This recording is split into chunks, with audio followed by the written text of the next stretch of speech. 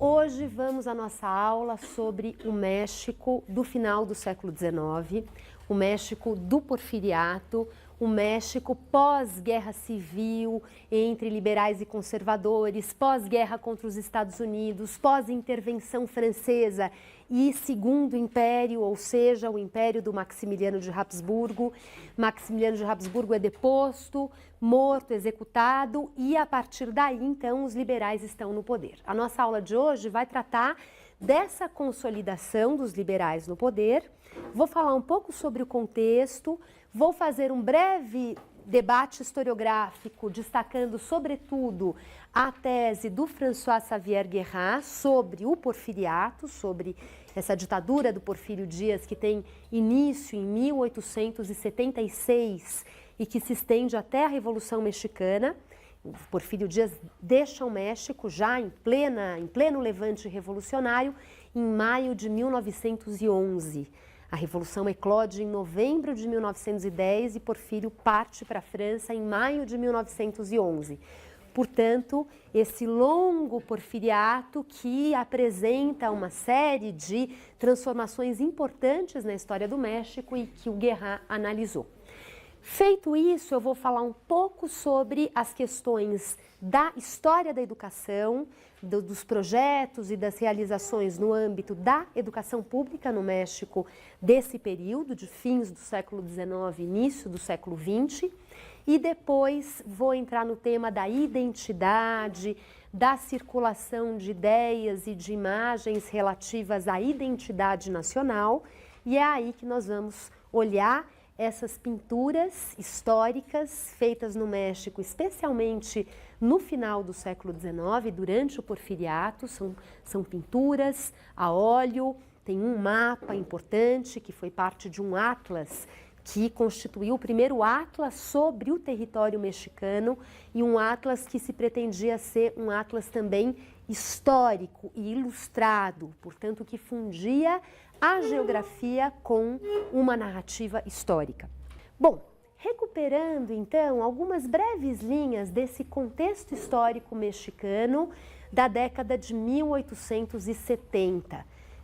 Maximiliano de Habsburgo saiu de cena em 1867, os liberais se consolidaram no poder através da presidência de Benito Juárez. Benito Juárez, que tinha aparecido nessa cena pública nacional na década de 1850, logo depois da Revolução de Ayutla, ele que atuava como juiz e depois governador lá no estado de Oaxaca, foi chamado pelos presidentes Juan Álvarez, depois o presidente Inácio Comonfort, para participar desse governo liberal que tinha tomado o poder através da Revolução de Ayutla.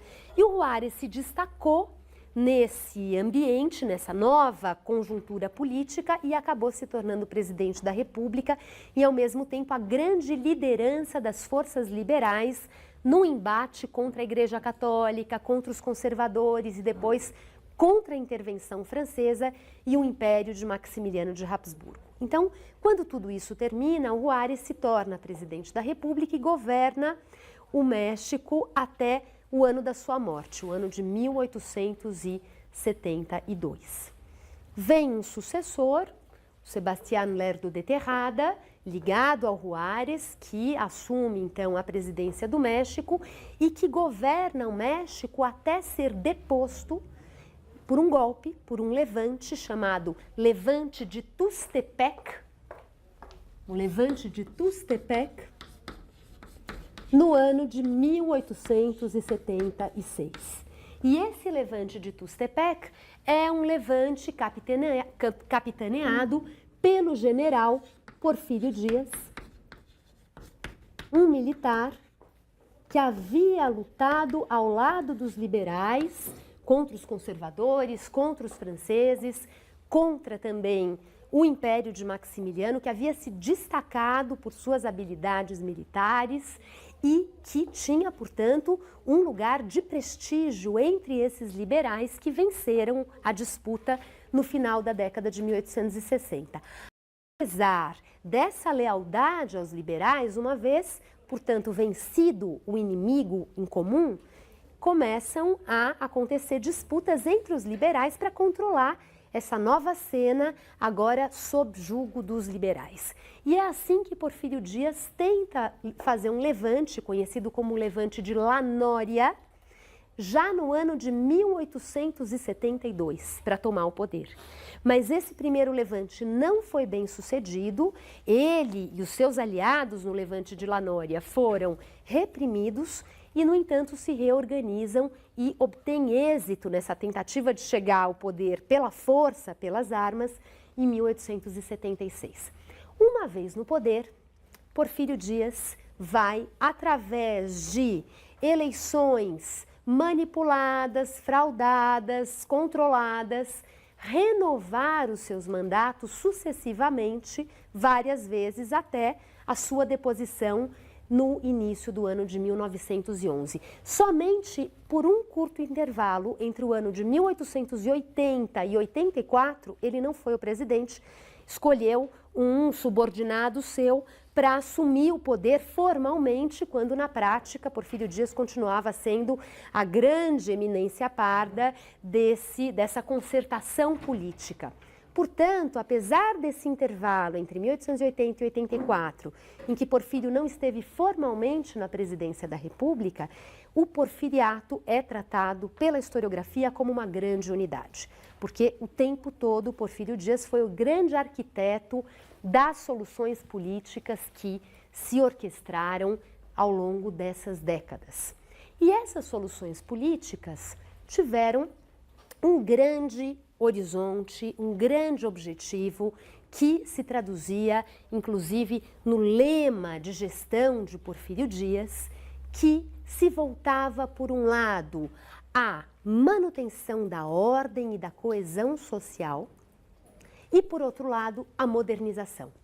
Porfírio Dias, uma vez no poder, vai realizar uma série de manobras, vai implementar uma série de estratégias para acabar com os dissensos internos no México, as disputas, os conflitos que ameaçavam a coesão e a força do Estado Nacional.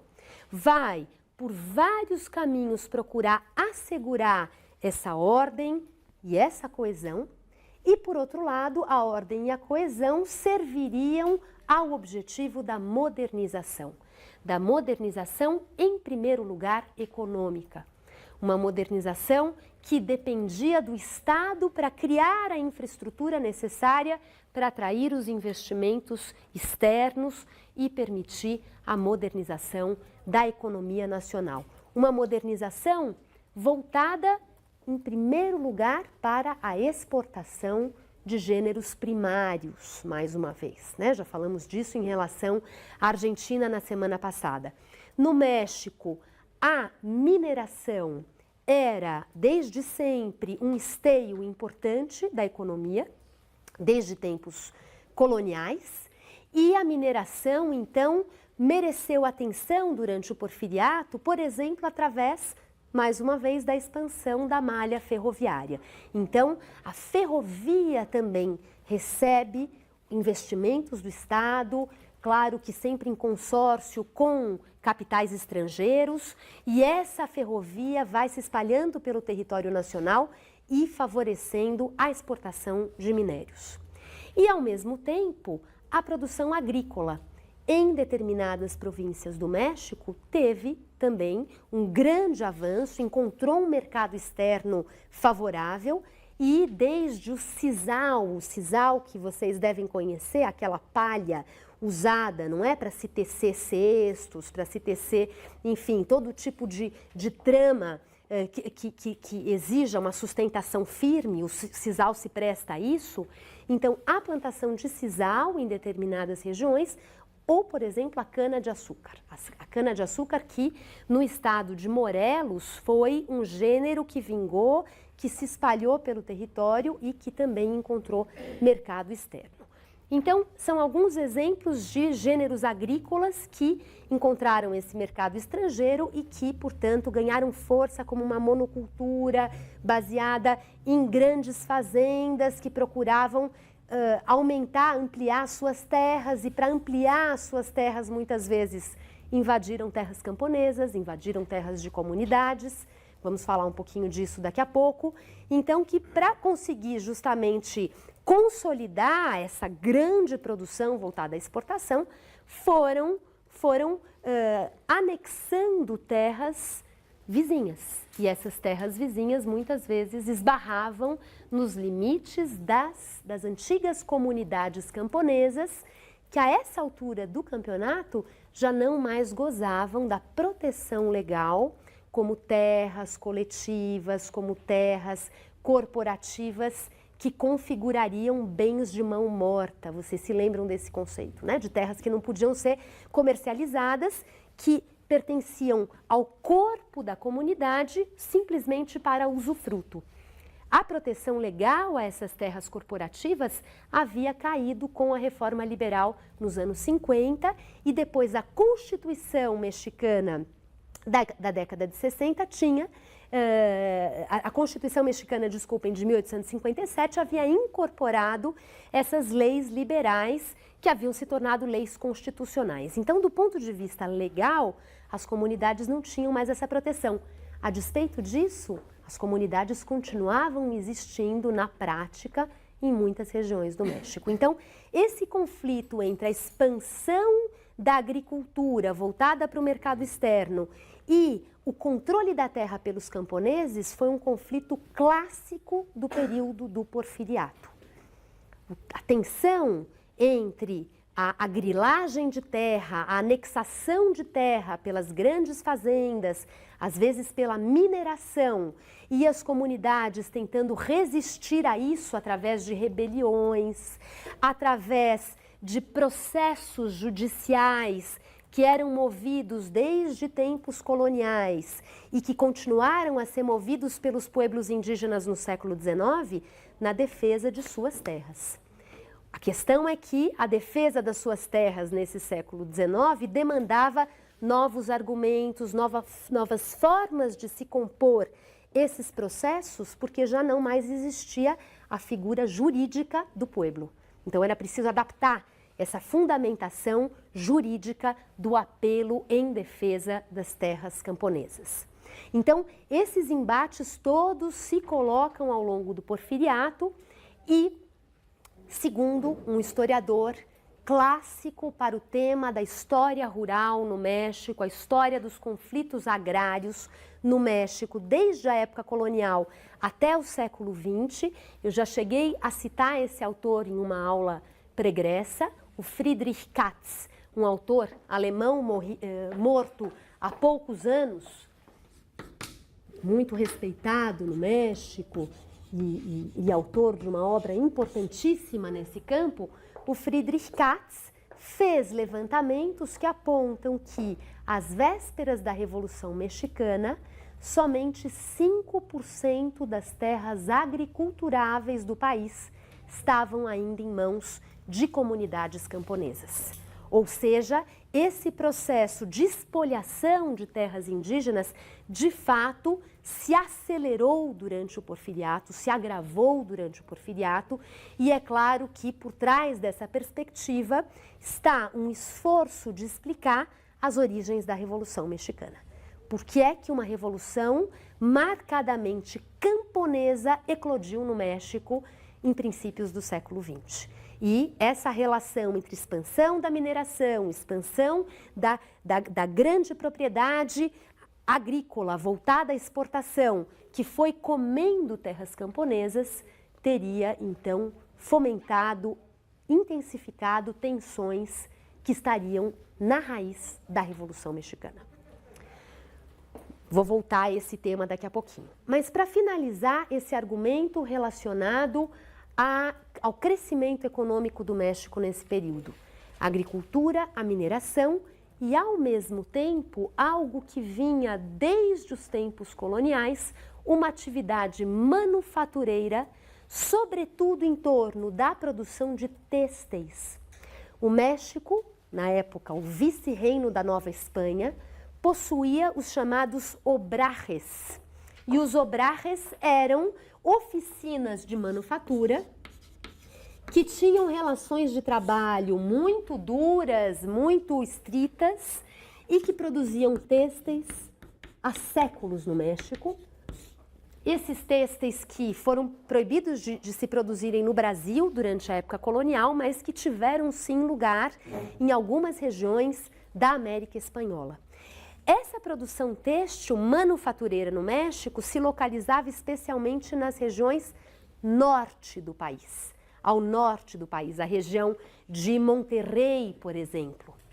E essa produção têxtil foi aos poucos se convertendo em uma produção fabril na virada do século XIX para o XX. Uma produção fabril incipiente, ou seja, o uso do maquinário vai sendo introduzido aos poucos, a reorganização do espaço de trabalho também vai acontecendo aos poucos.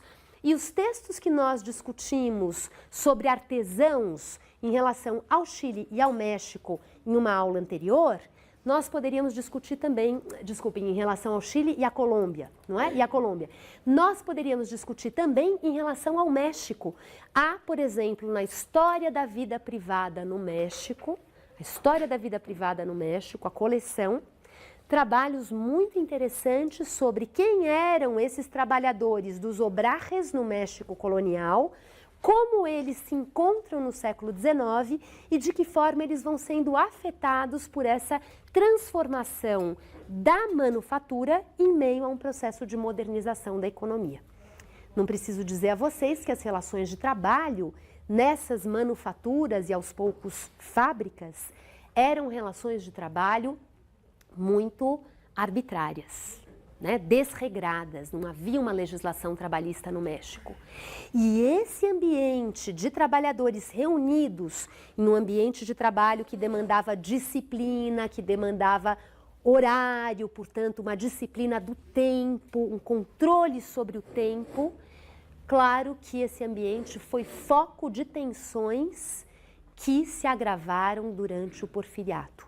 Então, um debate que faz parte do curso de História da América II, século XX, é o debate concernente ao papel dos operários na Revolução Mexicana. Quem eram esses trabalhadores de manufaturas ou de fábricas e o surgimento do movimento operário no México, o que foram os primeiros sindicatos e qual o papel desses grupos sociais na Revolução Mexicana.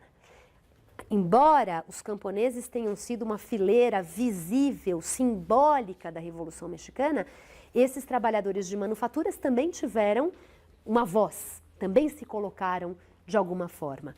E posso adiantar aqui a vocês que no início do século XX, as ideias anarquistas, as ideias socialistas também rondavam esses ambientes de trabalho e uma figura importante de organização desses homens, no esforço de professar, de difundir essas ideias revolucionárias, foi a figura do Ricardo Flores Magón, que era um autor, um pensador e um ativista político em cena nesse México de princípios do século XX, que funda um partido no México em 1906 chamado de Partido Liberal, embora a noção do que é esse liberalismo do Flores Magón tem que ser olhada com cuidado, porque o Flores Magón era um leitor e um entusiasta das ideias anarquistas, então o liberal aqui tem que ser tomado com cuidado. E quando o Flores Magón começa a se envolver procurando estimular movimentos de greve, estimular a organização, a mobilização dos trabalhadores, ele é exilado do México e se instala nos Estados Unidos. E uma vez nos Estados Unidos, exilado, o Ricardo Flores Magón cria um jornal operário chamado Regeneración, que quer dizer regeneração, claro que pensando em uma regeneração desse México corrompido, desigual, autoritário, construído pelo Porfírio Dias. O jornal Regeneración vem dos Estados Unidos para o México, circula, é lido nas cidades, é lido no campo, e também o jornal Regeneración é tomado como um elemento que faz parte da narrativa sobre as origens da Revolução Mexicana. Nesse contexto do jornal circulando, dessas primeiras mobilizações mais expressivas de trabalhadores, há duas greves, uma greve que acontece no ambiente da indústria têxtil, uma greve que acontece em uma mina, em um local de exploração de minérios, onde os trabalhadores norte-americanos recebiam salários mais altos do que os trabalhadores mexicanos. Havia funcionários norte-americanos ali no norte do México, com condições desiguais, e essas duas greves, então, quando eclodem, são greves também simbólicas de uma crise social que se instala não apenas no campo, mas também em lugares onde o trabalho assalariado já estava plenamente em vigor.